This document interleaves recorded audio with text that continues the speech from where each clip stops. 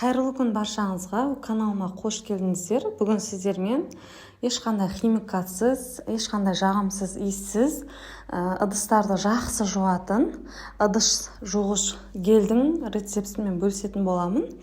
Айта кететін жайт, егер де мен каналыма тіркелмеген болсаңыздар, міндетті түрде тіркеліп алыңыздар. Сұйық гелімізді жасау үшін осындай кез келген кір сабынның түрі жарайды.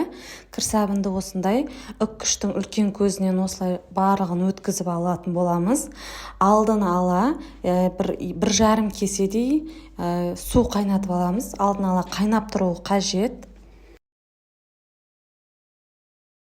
Мінеки барлық кір сабынды өткізіп алдым. Енді бізге ас содасы қажет болады. Және 2 стакандай осындай су қайнатып алдым. Қайнап тұруы қажет.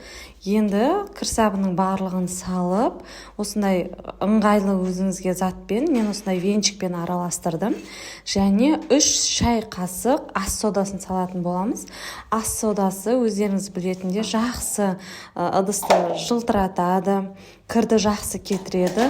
Қазір реакция жүреді осы жерде. Енді кір сабын ерігенше жақсылап барлығын араластырып аламыз. Көпіреді. Суығаннан кейін ыдыстарымызға құятын боламыз. Суығанға дейін осылай кір сабынды ертіп алатын боламыз.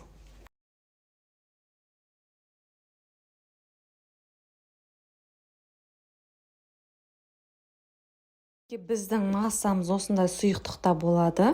Бұл менде қазір жылы күйінде тұр. Толық суығаннан кейін шамалы қоюланады.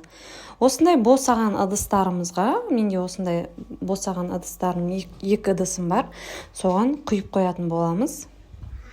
Бұл сұйықтықпен тек қана ыдыс емес, кез келген кухнядағы шкафтарды тазалауға да өте жақсы кірді кетіреді және жалтыратады. Балалардың дақ киімдеріне де өте жақсы кетіреді. Осылай өздеріңізде қалаған бос ыдыстарыңызға құйып қолдана берулеріңізге болады. Менімен болғандарыңыз үшін рахмет. Алдағы уақытта жақсы рецепттерді салатын боламын. Міндетті түрде каналыма тіркеліп кетіңіздер, комментарий жазып кетіңіздер.